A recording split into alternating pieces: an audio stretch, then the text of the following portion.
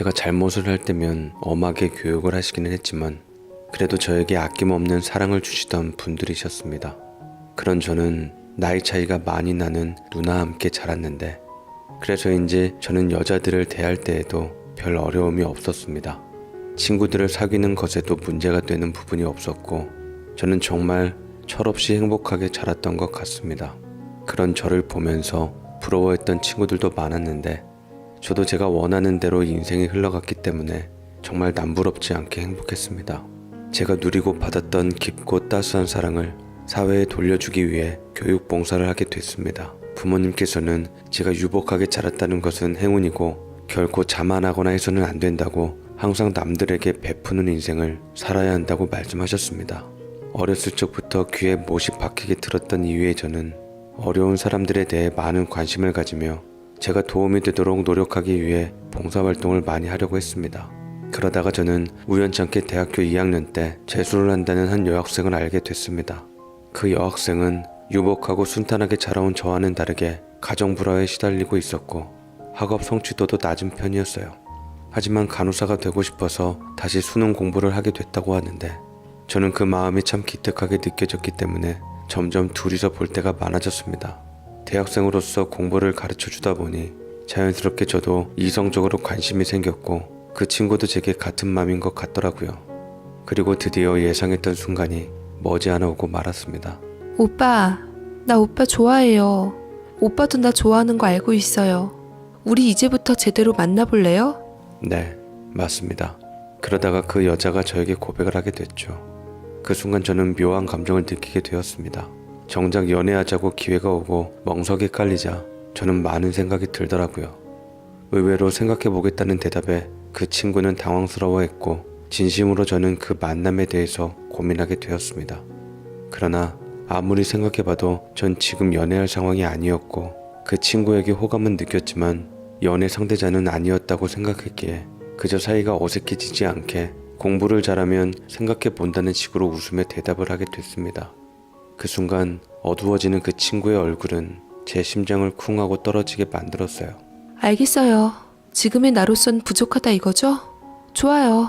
나도 오빠한테 당당하고 좋은 여자친구가 되기 위해 열심히 노력할게요. 분명히 공부 잘하고 대학 가면 생각해보겠다고 약속한 거 물으면 안 돼요. 라고 당돌하게 얘기하더니만 그 이후부터 정말 최선을 다해 잡생각 없이 공부에만 매달리기 시작했습니다.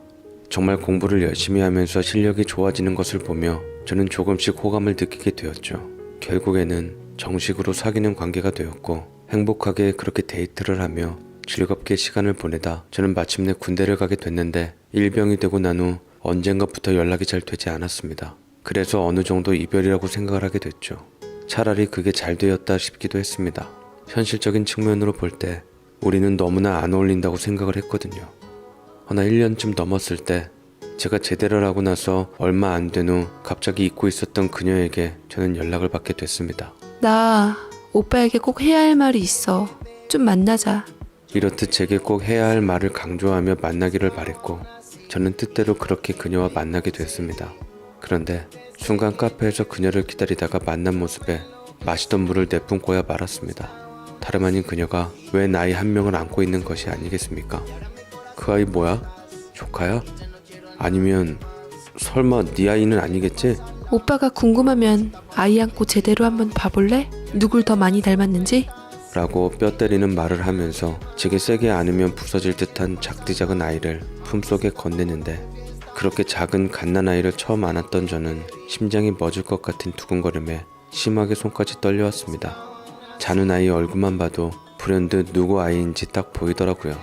그녀와 저를 적절하게 잘 닮은 딸아이였다는 것을 저는 그녀가 굳이 말하지 않아도 느낌적으로 알 수 있었습니다. 참으로 신기한 일이더라고요. 하지만 저는 그때 정신이 없었던지라 지금 제 신분과 현실적인 측면에서 볼 때 더러 겁을 먹고 얼떨떨하니 어쩔 줄 몰라 했습니다. 여자친구는 이런 제 모습에 실망을 했던지 제 앞에 있는 물을 드링킹하고 잔을 턱하니 내려놓더라고요. 그간 연락이 끊겼던 이유는 바로 이것이었던 것이었죠. 저에게 말을 한다면 낳지 말라 그럴까봐 차마 무서워서 말을 하지 못했다고 합니다. 그렇다고 제게 부담을 지워주긴 싫어서 어떻게 해서든 자신이 혼자서 아이를 낳았으니 키워볼 요량이었지만 여자 혼자의 힘으로는 한계가 있었기 때문에 어쩔 수 없이 저에게 말을 하게 됐다고 하네요. 저는 너무나 황당했고 한 번도 이런 전개를 생각해보지 못했기 때문에 어떻게 대처를 해야 할지 난감할 수밖에 없었습니다. 저는 머릿속이 복잡해져서 아무런 말도 할 수 없었습니다. 손발이 덜덜 떨리기만 할 뿐이었죠. 이렇게라도 일단 결혼을 해야 하는 것일까 많은 생각이 들었습니다. 어렸을 적 부모님으로부터 어떻게 해서든 책임질 일을 했으면 책임져야 한다는 교육받은 덕분에 저는 모든 것을 감당할 자신으로 일단 그녀에게 청혼을 했습니다. 우리 사이에 아이를 낳았다는 것은 너도 뭔가 바라는 게 있어서였겠지? 원하는 대로 해줄게. 우리 결혼하자. 싫거든? 착각하지 마.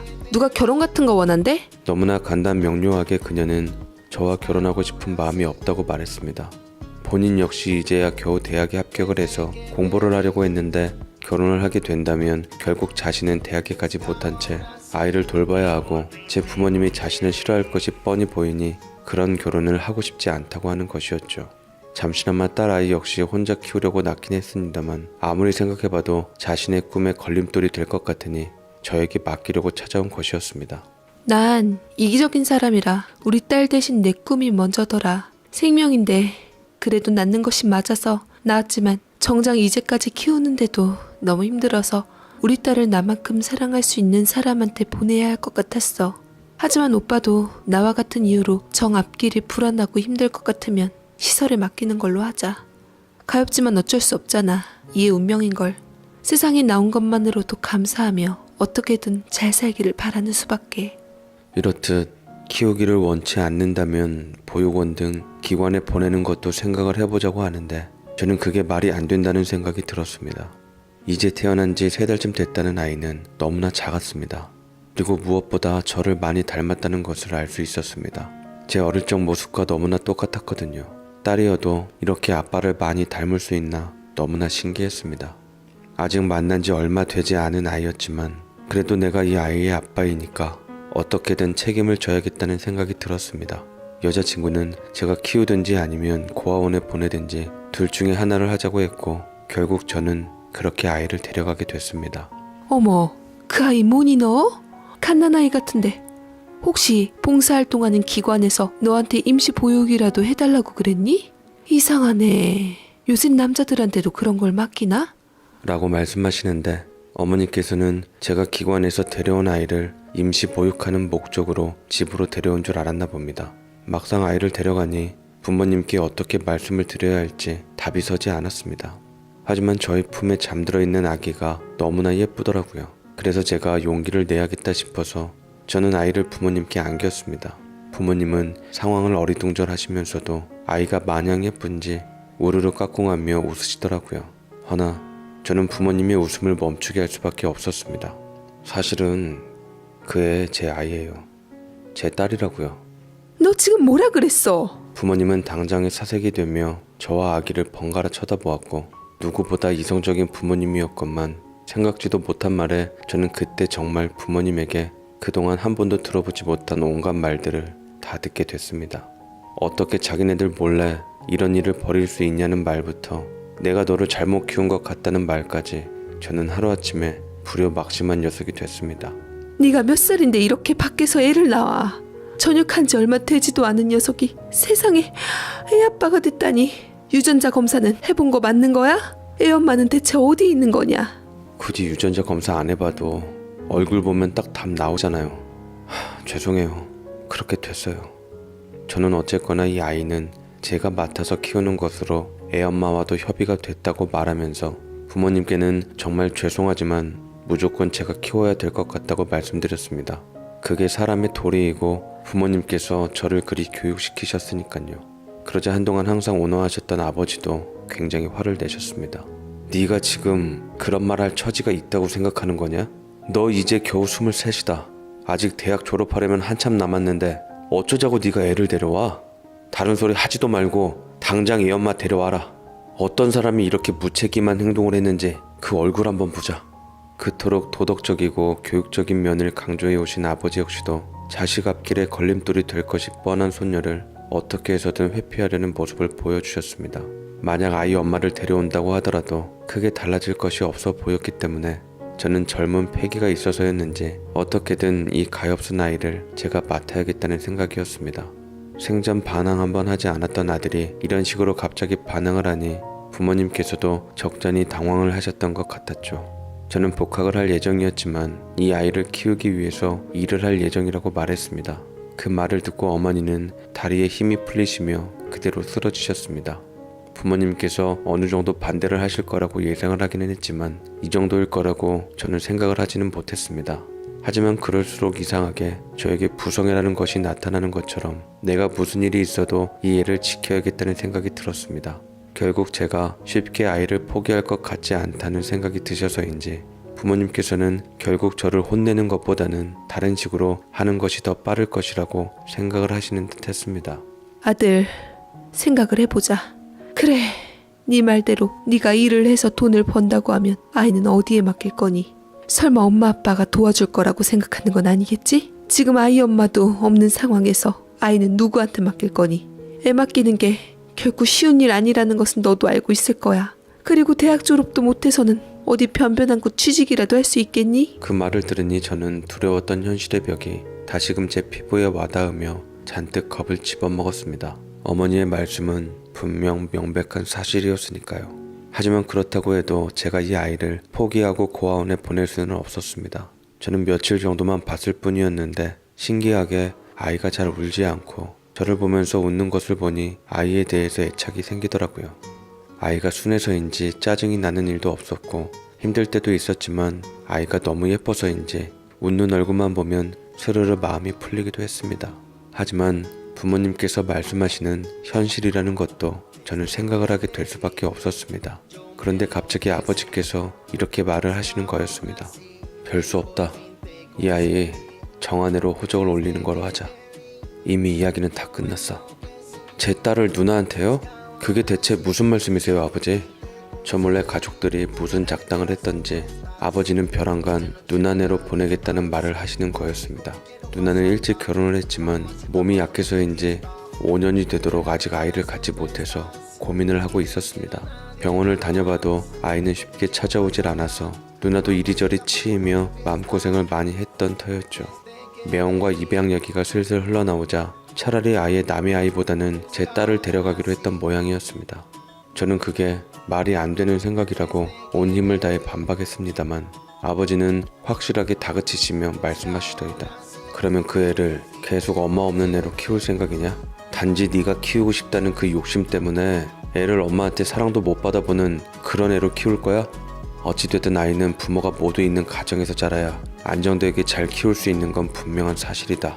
남도 아니고 네 친누나가 네 딸 키워준다고 하면 너야 잘된 거지. 네 인생을 봐서라도 그게 최선이다.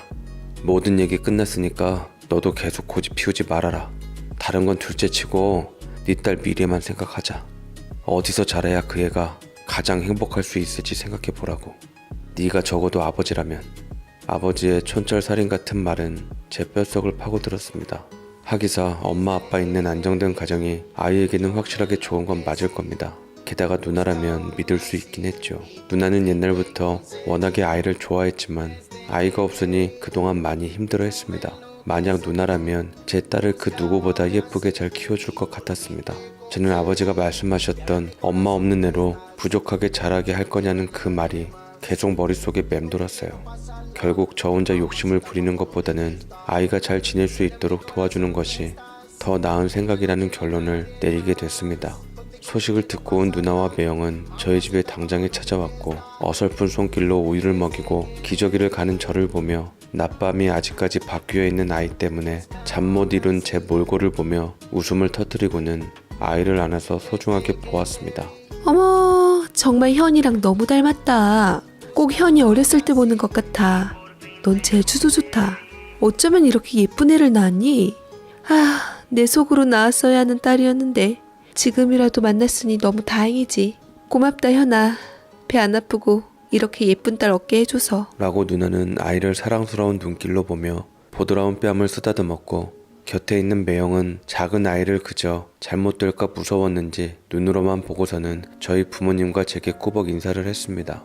이 아이 정말 저희가 잘 키우도록 하겠습니다. 처남, 이제 걱정하지 마. 우리가 무슨 일이 있어도 잘 키울 테니까 그냥 곁에서 삼촌으로서 조카 보는 마음으로 그렇게 살아줬으면 좋겠어. 나중에 시간이 흘러서 처남도 결혼을 하게 되고 소중한 아이를 안으면 그땐 아마 오히려 지금의 결정을 잘했다 생각할 거야. 매형의 말은 저를 더욱더 울컥하게 하며 오히려 역설적으로 제가 제 미래만을 위해 자식 하나 못 지키는 참으로 못난 애비처럼 느껴졌습니다. 아무튼 제 딸은 하늘이라는 이름을 가진 채 누나 부부의 호적에 오르게 됐습니다. 누나를 향해서도 방긋방긋 잘 웃어주던 제 딸은 사랑받는 아이가 될 거라고 확신하게 되었네요. 그 와중에도 아버지는 확실하게 알기 위해 저와 딸아이의 유전자 검사는 빼놓지 않고 했더라고요. 당연히 제 친자였죠. 그걸 보니 전 더 마음이 먹먹했습니다. 사실은 보고 싶지 않을 줄 알았습니다. 그냥 이전처럼 아무렇지 않게 살아갈 수 있다고 생각했어요.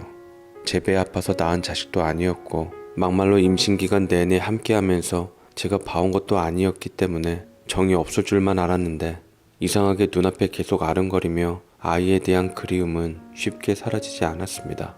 그래도 딸의 행복을 위해서라면 저는 이게 최선이라는 생각을 했어요. 시간이 흐르면서 하늘이는 참 예쁜 아이로 성장했습니다. 저는 그리고 외삼촌으로 남게 됐죠. 우리 집에서 이제 하늘이는 엄연히 누나네 부부의 딸이었습니다. 마치 저에게는 아무 일도 없었던 것처럼 말이죠. 저도 한편으로는 이렇게 하는 것이 서로에게 더 나을 것 같다는 생각이 들었습니다. 저는 다시 문제없이 복학을 하게 됐고 이제 취업을 하게 됐습니다. 마치 저에게 아이가 생겼던 일이 없었던 것처럼 흘러갔죠. 가끔 하늘이를 볼 때면 애틋한 느낌이 들기는 했지만 그래도 사랑을 듬뿍 받으면서 잘 살고 있으니 저는 거기서 만족을 하기로 했습니다. 그런데 참으로 이상한 일이지요. 꼭 아이를 못 낳는 여자가 새 입양한 아이가 들어오면 삼신할미가 감동을 받아서인지 꼭 아이를 점지해 주더라고요. 누나에게는 축복이었지만 솔직한 마음으로서 저와 하늘이에게는 그닥 좋은 소식은 아니었습니다. 하늘이가 6살쯤 됐을 때였는데 누나가 얼마나 아기를 바랬는지 알았기 때문에 동생으로서는 물론 잘된 일이기도 했지만 사실 걱정이 더 많이 되었습니다. 혹시라도 누나의 진짜 자식으로 인해 하늘이가 소외를 받지 않을까 싶어서 말이죠. 그래도 늦은 나이에 자연 임신을 한 것도 대단한 일이라고 할 수 있었으니 저는 누나를 최대한 축복해 줬습니다. 그렇게 누나는 큰 이벤트 없이 10달 후에 아들을 낳게 됐죠. 하늘이도 자기 동생이 생겼다고 참 좋아하더라고요. 그 어린애가 자기보다 더 어린 동생을 보며 참 좋아하는 모습을 보면서 저는 어떻게 보면 이 아이가 누나의 아이가 돼서 다행이라는 생각이 들었습니다. 만약 제가 혼자서 키웠다면 이렇게 평범한 가족의 일원이 되지 못했을 거니까요. 어쨌거나 누나가 조카를 키우는 동안 저는 삼촌으로서 하늘이에게 가진 정성과 신경을 쓰게 되었고 누나도 크게 말리진 않았습니다. 누나는 아들을 낳은 이후 하늘이를 자주 엄마에게 맡기곤 했습니다. 누나에게도 아직 어린아이가 있으니 엄마도 맡아주겠다고 했고 덕분에 자주 저는 하늘이를 볼 수 있었습니다. 하늘이와 놀아주는 순간순간이 참 소중하고 행복했어요. 하늘이도 저를 삼촌으로서 좋다 멋지다 하면서 많이 따랐는데 눈물 많은 저로서는 그 아이를 보면서 가슴이 아팠습니다. 그러다 TV에서 놀이공원이 나오는데 그걸 보고 아이가 입을 해 벌린 채로 보고 있더라고요. 혹시라도 저기에 가보고 싶은 게 아닐까 하는 생각이 들었습니다. TV에 나오는 저곳에 가고 싶냐는 말에 하늘이는 고개를 끄덕였죠. 저는 기회를 엿보다 직장에 연차를 내었고 이왕 휴가를 얻은 거 재미있는 곳에 데려다 주기로 마음을 먹게 됐습니다. 오랜만에 놀러 간다고 하니 너무나 기뻐하더라고요. 그동안 동생에게 알게 모르게 애정을 빼앗겨서 서운했을 듯한데 그런 티도 내지 않고 어른스러운 것을 보니 괜히 좀 안쓰러운 느낌도 났습니다. 그래서 저는 오늘 하루만이라도 하늘이가 하고 싶어하는 것은 뭐든지 해주고 싶다는 마음이 들었습니다. 그래서 놀이공원에서 어린이 바이킹도 타고 회전목마도 타고 퍼레이드도 구경을 했죠. 세상에 이렇게 재미있는 곳은 처음 봤다고 하는 걸 보니 가득 신이 난 것이 보였습니다. 그렇게 기분 좋게 놀고 집으로 가는데 갑자기 웬 차가 횡단보도에서 길을 건너고 있는 저희를 향해 돌진하더라고요. 심장이 멎는 줄만 알았습니다. 재빠른 속도로 차가 다가오는데 저는 순간 본능적으로 하늘이부터 감싸며 밀쳤고 제가 대신 사고를 당하게 되었습니다. 결국 그렇게 충돌 사고를 겪게 되었고 중간중간 기억이 나는 것은 하늘이가 저를 보고 울며 불며 삼촌이라고 불렀던 것, 그리고 구급차에 실려가면서 들린 응급구조원들의 대화 등이었습니다. 정신이 들고 보니 전치 7주라는 부상을 입게 되었다는 말을 들었어요. 하지만 하늘이는 약간의 찰과상 외에는 다친 곳이 없었습니다. 정말 너무나도 다행이었어요.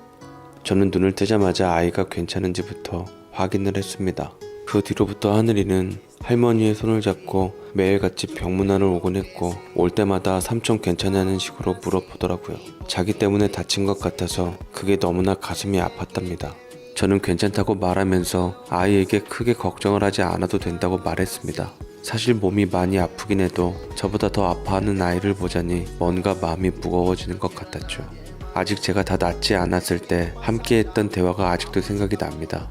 제가 자기를 구해줬으니 나중에는 꼭 자기가 은혜를 갚겠다고 하는 거였죠. 그 말을 무슨 뜻인 줄 알고 하는 것인지 참 귀엽더라고요. 그래도 이만큼 저를 위해서 노력을 하겠다는 그 마음이 참 예뻤습니다. 이래서 엄마 아빠들이 딸을 그렇게 좋아하나 보다 싶었어요. 나는 사실 엄마랑 아빠보다 삼촌이 더 좋아. 엄마랑 아빠가 하늘이한테 잘 안 해줘? 아니, 그런 건 아니야. 그런데 그래도 난 삼촌이 더 좋아. 그리고 삼촌도 나처럼 손목에 점이 있잖아. 그래서 삼촌이 더 특별한 사람 같아.